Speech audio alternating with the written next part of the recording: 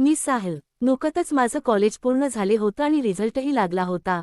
घरची परिस्थिती फारशी चांगली नसल्यामुळे मी नोकरीच्या शोधात पुण्याला आलो. आज पुण्यातला माझा पहिलाच दिवस होता. इंटरव्ह्यू देऊन मी चालत परत जात होतो, तेवढ्यात कुणीतरी आवाज दिला, साहिल. मी मागे वळून पाहिलं, तर समोर वडिलांचे जुने मित्र दामू काका उभे होते. मी त्यांच्याजवळ गेलो. तू साहिल ना, दिनकरचा मुलगा? त्यांनी विचारलं. हो काका, मी उत्तर दिलं. तुझा चेहरा अगदी दिनकरसारखा दिसतोय. म्हणूनच ओळखलं तुला. लहानपणी एकदा पाहिलं होतं तुला, ते म्हणाले. इकडे कसा काय आलास? त्यांनी विचारलं. नोकरीच्या शोधात आलोय, मी सांगितले. मिळाली की नाही अजून? नाही, आजच पहिला इंटरव्ह्यू होता. राहायची काय सोय केली आहेस? आत्ता तरी काही नाही. स्वस्तात कुठलं हॉटेल शोधून राहायचा विचार आहे. त्यावर ते थोडे विचारात पडले आणि म्हणाले, अरे, माझं घर इथंच आहे. मी आणि तुझी काकू दोघंच राहतो. हॉटेलमध्ये राहण्याची काहीच गरज नाही. चल, माझ्याच घरी चल. त्यांच्या बोलण्यात आपुलकी होती. मी त्यांच्यासोबत त्यांच्या घरी गेलो. घराच्या दाराशी पोहोचलो, काकांनी बेल वाजवली. काही क्षणांत दरवाजा उघडला आणि समोर काकू उभ्या होत्या. साहिल, अरे ये, आता किती दिवसांनी भेटतोस? काकूंनी हसत स्वागत केलं. काकू म्हणजे काकांची दुसरी पत्नी. पहिली पत्नी काही कौटुंबिक कारणांमुळे त्यांना सोडून गेली होती. काकूचं वय साधारणपणे 36 ते 37च्या आसपास असावं, पण ती वयाच्या आकड्यांपेक्षा खूपच तरुण, तेजस्वी आणि मोहक वाटत होती. तिचे लांब काळे केस खांद्यावर मोकळे सोडलेले, कपाळावर हळूच पडलेला 1-2 केसांचा रेशमी लटा. तिचा गोरा रंग आणि चेहऱ्यावर पडणारी खळी नजरेत भरून येत होती. तिनं अंगावर हलकासा स्लीवलेस टॉप घातला होता, जो तिच्या मौसर अंगकाठीला घट बसत होता. त्या टॉप खालून तिची उंचसर छाती स्पष्ट जाणवत होती. ती नजरेला सहज अडकवून ठेवणारी, सौंदर्याचं बोलकं उदाहरण वाटावं अशी. तिच्या हालचालीत एक खास गती होती, नाजूक पण जाणीव जागवणारी. ती दरवाजा उघडून हसली आणि म्हणाली, साहिल, अरे ये ना आत. तिच्या आवाजात एक आपुलकी होती, पण तिच्या नजरेत काहीसं वेगळंच, उबदार, गुंतवणारं आणि थोडंसं गुढही. मी फ्रेश होईपर्यंत काकूने चहा तयार केला होता. ती ट्रे हातात घेऊन हॉलमध्ये आली तेव्हा तिचा चेहरा शांत होता, पण डोळ्यांत एक वेगळीच उदासी लपलेली जाणवत होती, जणू ती अनेक वर्षांची एकटेपणाची सवय लपवण्याचा प्रयत्न करत होती. घे चहा, ती हळूच म्हणाली. तिचा आवाज हसरा होता, पण त्याच्या मागे दडलेली खिन्नता मला जाणवत होती. आम्ही गावाकडच्या आठवणींमध्ये गप्पा मारत बसलो. ती माझं बोलणं खूप एकाग्रतेनं ऐकत होती. मध्येच तिची नजरा माझ्या चेहऱ्यावर थांबत, कधी ओठांवर तर कधी डोळ्यांत. जणू काही ती त्यामध्ये काही शोधत होती, जस की आपुलकी, ओळख किंवा कदाचित स्पर्श. साहिल, तू किती वेगळा आहेस. तुझ्यात एक शांतपणा आहे. ज्या घरात मध्ये इतकी काळ शांतता होती, तिथे तू आल्यावर जरा जिवंतपणा जाणवतोय, ती बोलली, आणि तिचा आवाज थोडा हलकासा थकला. तिने थोडं पुढे सरकत माझ्या शेजारी बसताना हलक्याच स्पर्शाने माझ्या हाताला स्पर्श केला. तिच्या हाताची उष्णता माझ्या त्वचेत उतरली. मी काहीच बोललो नाही, पण माझ्या श्वासाचा वेग बदललेला तिला तो जाणवला असावा. काकूचं हृदय त्या शांततेत धडधडत होतं. तिच्या अंगावरचा स्लीवलेस टॉप तिच्या उंचल्या छातीवर घट्ट होता, आणि ती हलक्या उसास्यासह एकटक माझ्याकडे पाहत होती. त्या नजरेत एक ओढ होती, ती एकटेपणाची, बऱ्याच दिवसापासून साठलेल्या त्या ओढीची. ती म्हणाली, साहिल, नोकरी मिळाली तरी तू राहा इथेच. तिच्या या वाक्याच्या मागे केवळ काळजी नव्हती, तर त्यात एक एकाकी स्त्रीची ओढ होती, जी केवळ सान्निध्यासाठी नव्हे, तर प्रेमासाठी, जवळिकेसाठी आतून अर्जव करत होती. तिच्या चेहऱ्यावरची ती उदासी मला सतत दिसायची. ती काही बोलायची नाही, पण तिचे डोळे बोलायचे. जणू एखादी खोल दुःखाची नदी, जी दिवसेंदिवस गप्प राहून वाहत होती, पण कुठेतरी ती उफाळून येणार याची चाहूल लागत होती. एक दिवस ती घराची साफसफाई करत होती. मी तिच्या मदतीला होतो. ती स्टूलवर चढून वरचं कपाट स्वच्छ करत होती, आणि मी खालून स्टूल सांभाळून उभा होतो. त्या क्षणी माझ्या नजरेसमोरचं दृश्य क्षणभर स्थिर झालं. काकूने आतून काहीच घातलं नव्हतं. तिच्या स्लीवलेस टॉपखालून ती अगदी स्पष्ट दिसत होती. तिच्या छातीच्या हालचाली, प्रत्येक श्वासाबरोबर होत असलेली लयबद्ध उठाबस, तिच्या कंबरेचा ते कोमल वळण.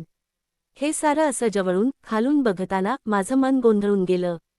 क्षणभर मला ती एकटेपणाने थकलेली स्त्री वाटली, जिला फक्त आधाराची, प्रेमाची, कोणाच्या तरी घटमिठीची गरज होती. मनात एक तीव्र इच्छा दाटून आली, तिला घटमिठीत घ्यावी, तिच्या त्या थकलेल्या आत्म्याला स्पर्शातून प्रेम द्यावं, तिचं दुःख ओठांवरच्या कुशीत विसावू द्यावं. पण मी स्वतःला आवरलं. तो क्षण फार हळवा होता, पण त्याचवेळी जबाबदारीनं ओझं झालेला. मी डोळे बंद करून खोल श्वास घेतला, आणि मनातले भलते विचार झटकून टाकले. पण ती क्षणभराची प्रतिमा मात्र मनात खोलवर कोरली गेली होती. ती मनातून जात नव्हती. अचानक माझा फोन वाजला. मी ते घेण्यासाठी वळलो आणि एवढ्यात मागून एक आवाज आला, आई ग बापरे. वळून पाहिलं तर काकू स्टूलवरून पडल्या होत्या. मी धावत गेलो. त्या पायाला धरून बसल्या होत्या, चेहऱ्यावर वेदनेचं पण त्याहूनही जास्त काही दडपून टाकलेलं भाव. काकू, एक मिनिट, मी मलम आणतो असं म्हणून मी पटकन ड्रेसिंग टेबलातून मलम काढून त्यांच्या पायाजवळ बसलो. पायाला हात लावताच त्या थोड्या हलक्याने शहारल्या. मी हळूच मलम लावत होतो. तेवढ्यात काकूने परकर थोडासा वर सरकवला, कदाचित मलम व्यवस्थित लागू शकेल म्हणून. पण त्या गोऱ्या नाजूक मांड्या पाहून माझ्या डोळ्यासमोर आल्याचं क्षणभर माझं श्वासच थांबले. त्या त्वचेचा स्पर्श, त्यावरून माझ्या बोटांचा अलगद स्पर्श, सगळं काही आतून हलवत होतं. मी मलम लावत असतानाच काकू डोळे मिटून शांत श्वास घेत होत्या. त्यांच्या चेहऱ्यावरचा तो भाव, तो काही फक्त दुखण्याचा नव्हता. तो कुणाच्या तरी उष्ण आणि जिव्हाळ्याच्या स्पर्शाची वाट पाहणाऱ्या स्त्रीचा होता. त्यांचा श्वास थोडा खोल गेला होता. श्वासाचा उष्णपणा मला जाणवत होता. माझे हात अजून हळूहळू वर सरकत होते, पण मी कुठेतरी स्वतःला थांबवतही होतो. मनात हजार विचार होते. ती माझ्यावर विसंबलेली आहे, पण तिच्या त्या नजरेत, त्या स्पर्शाच्या निमित्ताने एक वेगळाच ओलावा होता. तो क्षण फार जड होता, भावनांनी ओथंबलेला. त्या एकटेपणात गुंतलेली स्त्री आणि माझं धडधडणारं तरुण मन एकमेकांसमोर शांत बसलेलं होतं. शब्द नव्हते, पण खूप काही बोललं जात होतं. नजरेतून, स्पर्शातून. काकूच्या नजरेत काहीतरी वेगळं होतं. एक अशी तडफड जी शब्दांत नव्हती, पण डोळ्यातून थेट हृदयात उतरत होती.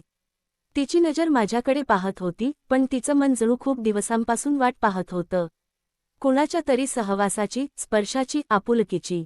माझं हृदय धडधडू लागले. मी हळूच बाजूला सरकायला लागलो, पण तेवढ्यात ती अचानक पुढे आली आणि मला घट्ट मिठीत घेतले. एक क्षणभर सगळं थांबल्यासारखं वाटले. तिचा स्पर्श उबदार होता, फक्त शरीराचा नव्हे, तर त्यामागच्या एकाकीही होती. तिने माझ्या ओठांवर आपले ओठ टेकवले. हळूवार, वित्सर आणि आमच्यामध्ये किस सुरू झाले. तो किस पूर्ण खोलवर जिव्हाळ्याने भरलेले होता. तिचा तो पहिला किस काही क्षण चालला, पण त्यामागे कित्येक वर्षांची तृषा होती. ती अलगद फुसफुसली, साहिल, आता थांबू नकोस. मला ते प्रेम दे, जे मी कित्येक दिवसांपासून मनात साठवून ठेवलं. मी तिच्या या भावना समजून, शांतपणे तिला जवळ घेतलं. माझे ओठ तिच्या ओठांशी मिसळले. तशी तिने मला घट्ट मिठी मारली आणि तीही मला साथ देऊ लागली. बराच वेळ आमच्यामध्ये ते किस चालू होते. दोघांच्याही हृदयाची धडधड वाढली होती. मी ओठावरून मानेवर किस करू लागलो. तिच्या प्रत्येक भागवरती किस करू लागलो, तशी तिच्यात एक वेगळीच लहर निर्माण होत होती आणि तिच्या हृदयाची धडधड वाढत होती. मी पण उतावळा झालो होतो आणि त्याबरोबर चावटचाळे करत होतो.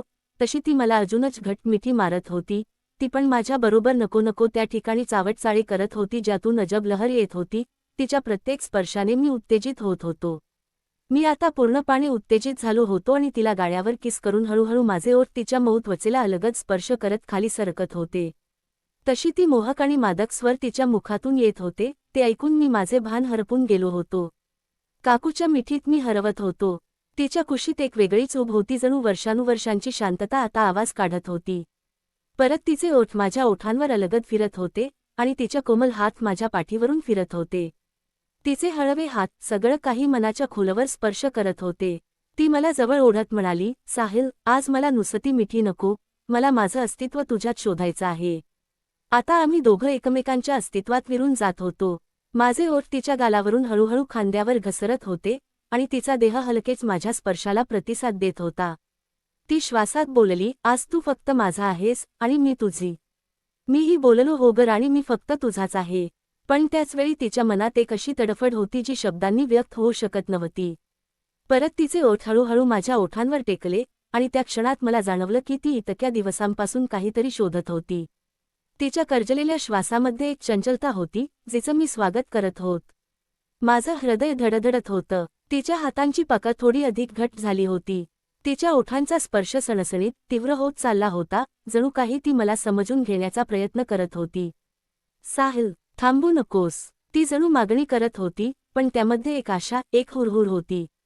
मी तीच नजरेतून वाचू शकत होतो. ती जणू या क्षणात पूर्णपणे समर्पित होती. तिच्या भावना अडचणीतून बाहेर येत होत्या आणि ती हळू आवाजात म्हणाली की माझी इच्छा पूर्ण कर. खूप दिवस झाले हे सुख मी अनुभवलं नाही. तिच्या ते बोलण्याने मी अजून तिला घट्ट मिठी मारली आणि आपल्याजवळ घेऊन आमचे मिलन सुरू झाले. ती प्रत्येक क्षणाला भरून जात होती. तिचे शरीर एक वेगळा संवाद साधत होते आणि प्रत्येक मिनिट सोडले की तो क्षण काहीतरी गहिरा होत चालला. साहिल, मी तुझ्यात हरवले, ती फुसफुसली, आणि थोडा वेळ असंच राहू दे तिच्या शब्दात एक तडफड होती. काही वेळानंतर आम्ही अंतिम टोकाकडे पोचलो होतो. आमच्या श्वासची गती वाढली होती. आम्ही दोघे स्वतःचे भान हरपून त्या अनमोल क्षणात विरघळले होतो. शेवटी तो क्षण आला आणि आम्ही दोघे शेवटी शांत झालो. त्या रात्री मी काकूंना ते प्रेम दिलं जे त्यांच्या मनात कित्येक दिवसांपासून दडपलं गेलं होतं. आणि मग एक रात्र नव्हे तर अनेक रात्री अशाच भावना उलगडत गेल्या. एक संवाद, एक नातं जे शब्दांपेक्षा खोल होतं. कथा आवडली असेल तर नक्की लाईक करा आणि सबस्क्राईब करा अशाच भावना आणि नात्यांना स्पर्श करणाऱ्या कथांसाठी.